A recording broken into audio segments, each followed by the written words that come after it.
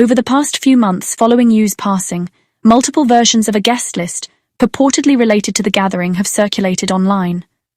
While these versions show minor discrepancies, most names overlap. Viewers who have followed this case closely will likely recognize many of them. We have cross-referenced several sources and consolidated them into a single list.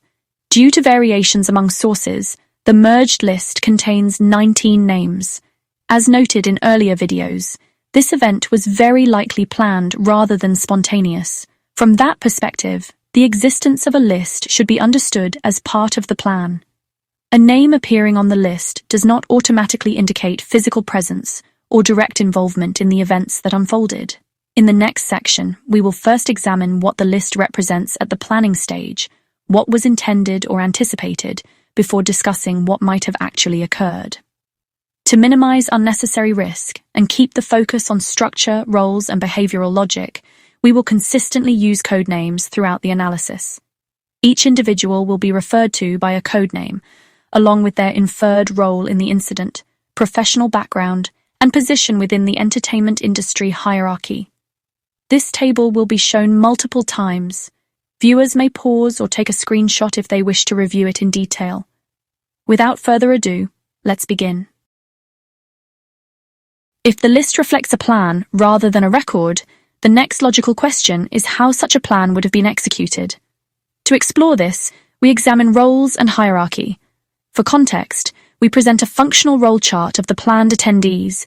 This analysis reflects how such an event would have been organized if planned, not a definitive reconstruction of what occurred.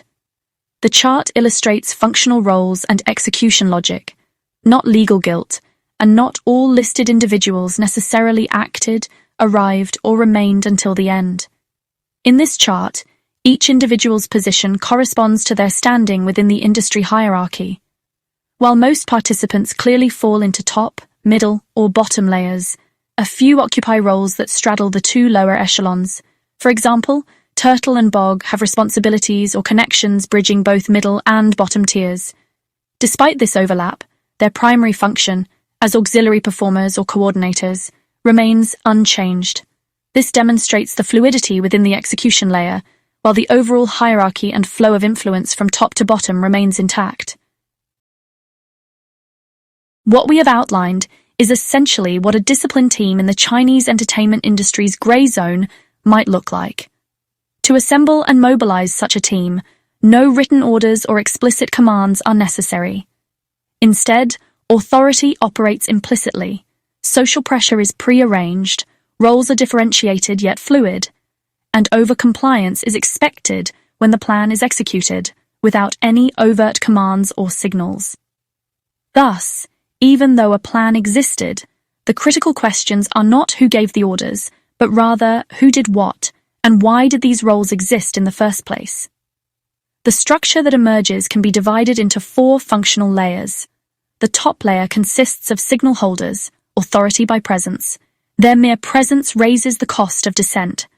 Often protected, well-connected, or untouchable, they rarely need to act directly. Their role is to create fear, confer legitimacy, and impose a ceiling on resistance. The secondary layer is made up of coordinators, interpreters. These are industry insiders, managers, producers, senior peers, who understand the hidden rules and translate implicit expectations into concrete actions. They turn vague signals into enforceable behavior. The third layer consists of enforcers, overperformers. Typically, long-term acquaintances of the victim, lower-status insiders, or both. They carry out cruelty to demonstrate loyalty and ensure survival. This is the layer where overperformance occurs. The fourth layer consists of peripherals, witnesses. While not essential for direct action, they help normalize the environment by creating the illusion of social context rather than coercion. Usually newcomers unfamiliar with hidden rules, they are there to observe, learn, and adapt. And under pressure, they can become enforcers themselves. In our functional role chart, the third and fourth layers are combined and jointly represented by the bottom layer.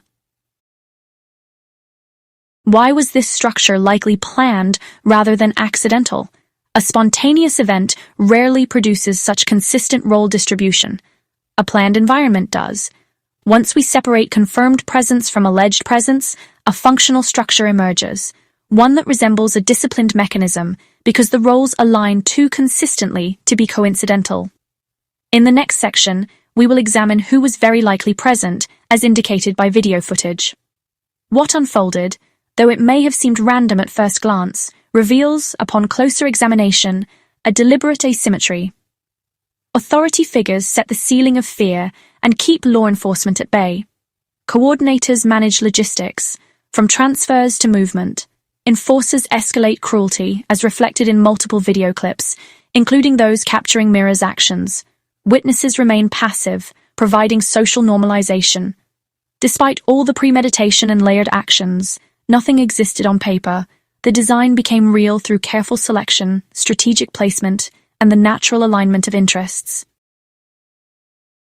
Why would a disciplined team be necessary at all? Totalitarian logic does not tolerate risk. Even though Yu had remained silent for 8 years since 2017, they could not allow him to simply walk away, or to set a precedent.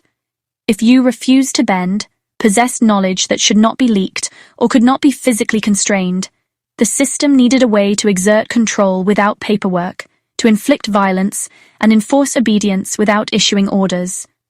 A gray zone discipline structure achieves exactly that. It crushes self-esteem, destroys careers, and tarnishes reputations, rendering the credibility of any future testimony effectively void. This was likely the plan, but escalation occurred when Yu resisted. In a gray zone, there is no clear bottom line, and fear of failing to neutralize the perceived risk can trigger irreversible consequences. What does this tell us about a gray zone discipline mechanism? Authority works by presence, not commands. At the top, people don't need to speak. Their mere presence defines what is allowed. In gray zones, silence itself is authorization. Orders are replaced by interpretation. Middle layers exist to read the room, who is protected, who is vulnerable, and what must be done without being said. This is where plausible deniability is manufactured. Violence concentrates at the lowest level. Those closest to the target have the least protection, face the highest suspicion, and therefore overperform cruelty. The closest people are often the most brutal because they are the most afraid. Witnesses are part of the mechanism. Peripherals usually do not act unless signaled, but their role is crucial. They normalize the scene, dilute responsibility, and make later denial possible. If questioned, they can say things like, "It was chaotic. Everyone was there. No one knows who did what." When consistent roles emerge without explicit orders, we are not seeing chaos. We are seeing design through selection. The functional structures of a gray zone, including those intended for punishment, do not need to be announced. They only need to succeed once for everyone to learn.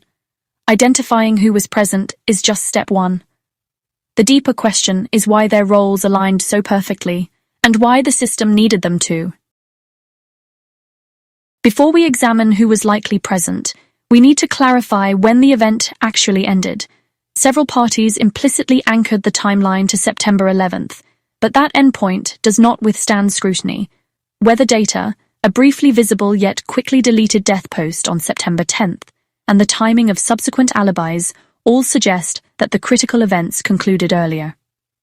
Establishing the correct time window is essential, because presence and absence only matter if we are asking the right question: present when? While the police bulletin and the official obituary published by the dissolved studio claimed that the fall occurred on September 11th, multiple pieces of evidence point elsewhere. First, local weather data from the night of September 9th aligns with photos and videos showing police presence, indicating that the disturbance which shocked the neighborhood likely occurred that night or in the early hours of September 10th. Second, a social media post mentioning Yu's death briefly appeared on September 10th before being deleted within minutes. This implies that knowledge of the incident, and the event itself, was circulating that day, not the following one. Taken together, these elements support the inference that the event most likely ended in the early hours of September 10th, rather than extending into September 11th. In the first week after Yu's passing, an online diary attributed to EE Media's senior manager, Wang Yucen, was allegedly uncovered and briefly circulated by netizens. We cannot verify its authenticity, and we do not present it as factual proof. What matters here is when it surfaced, how it framed events, and how closely its language mirrors the grey zone discipline structure we have outlined. The diary reads, in part, "On the evening of September 8th, Yu was confined, and his condition was already very poor. At 3 p.m. that day, I reached an agreement with them, turning what I felt into something that hurt him deeply. From day into night, he suffered. In the early hours of September 9th, I looked back at him one last time. This was a fate he could not escape." The entry also references a blood moon occurring between September 8th and 9th, a verifiable astronomical event. This reference, and the diary's broader language, was almost certainly intentional. While we will not fully unpack these symbolic and linguistic strategies here, a future episode will analyze how similar patterns appear across different types of media and venues, both during and after this event. For now, our focus remains on the timeline, functional roles, and the structural logic of the grey zone discipline mechanism. Again, this does not establish factual truth. What it does establish is that multiple independent narratives place critical events before September 10th, rather than on September 11th. Given this reconstructed timeline, from the evening of September 8th through the early hours of September 10th, it becomes plausible that not everyone on the list remained for the entire duration. Some individuals may have departed earlier, either after completing assigned roles or due to overlapping obligations elsewhere. This revised timeframe has a direct and important implication. It reframes how we evaluate public alibis. With the time window properly defined, we can now move forward to the next question: who was very likely present, and what the available footage actually tells us? Presence and alibis. Video footage and social media posts indicate that turtle, bog, heels, meters, ink, lopner, teapot, and mirrors were very likely present. Their figures or voices can be identified in recordings, or they left digital traces themselves through social media activity. More tellingly, several individuals offered alibis based on the official timeline, yet those alibis introduced new inconsistencies rather than resolving doubts. These include a meal receipt and payment screenshot containing internal contradictions, a WeChat conversation history showing signs of editing, and promised CCTV footage that was never produced. These irregularities raise a more fundamental question: why lie at all? Fagan released 10 pieces of material asserting that he was not present from the evening of September 10th through the daytime of September 11th. On its own, this may appear comprehensive. However, that alibi rests on a specific assumption, that the event extended into September 11th. Our analysis challenges that assumption. This does not by itself establish presence, but it does mean that the alibi as presented does not intersect with the time frame that matters most. The same logic applies to the alibis of others, including number 3, Turtle, Bog, Iago, and Y1 and Y2. Taken together, those who offered alibis under suspicious circumstances and within an incorrect time frame cannot be ruled out. This expands the list of potentially present participants to 13.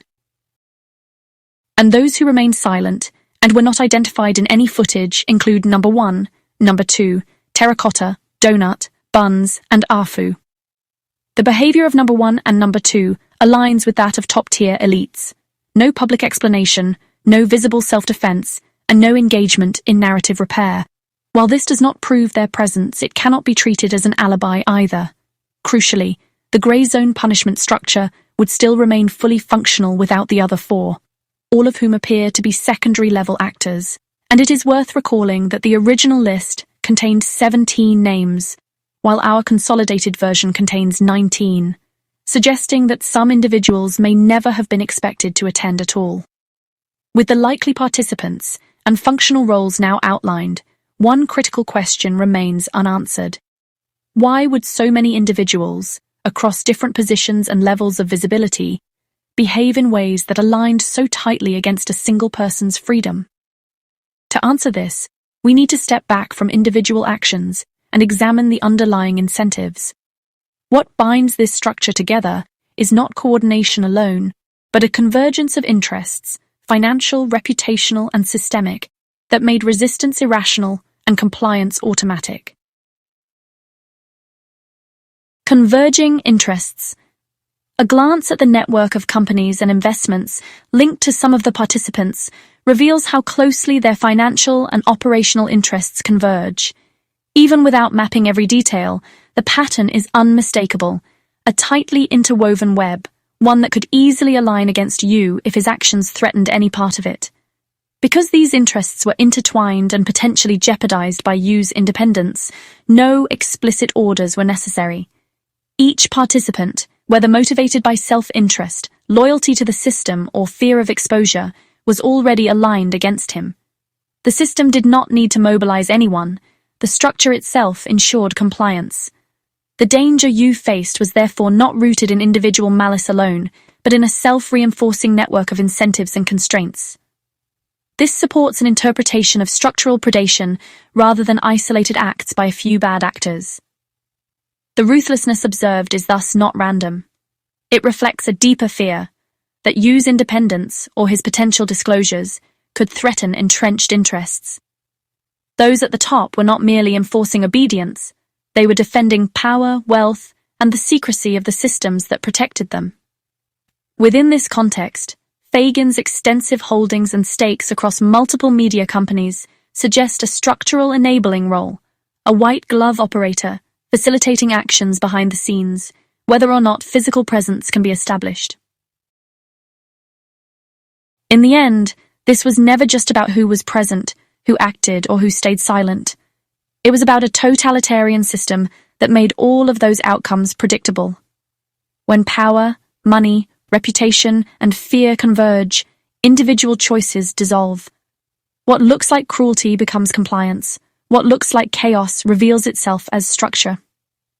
Yu Menglong did not fail to escape because he lacked intelligence or awareness.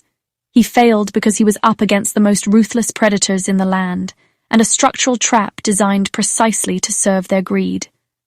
A trap that requires no orders, no signatures, only alignment. When walking away threatens the system itself, punishment becomes inevitable, and mercy becomes irrational. And yet, even totalitarian systems built on fear are never airtight. The leaked guest list, the whispers about drugging, the fragments of truth that surface despite everything. These are signs of strain, cracks forming under the weight of the system's own design. Fear enforces silence, but when it exceeds what people can bear, it also creates exposure. This episode is about clarity, about seeing how totalitarian gray zone discipline works, how obedience is manufactured, and how a life can be destroyed without a single order being given. What happened to you was meant as a lesson, but any system that relies on unfathomable terror only functions while it remains concealed. Once its logic is understood, ruthlessness no longer guarantees control. That is when the fog lifts, and the lesson stops serving those who intended it.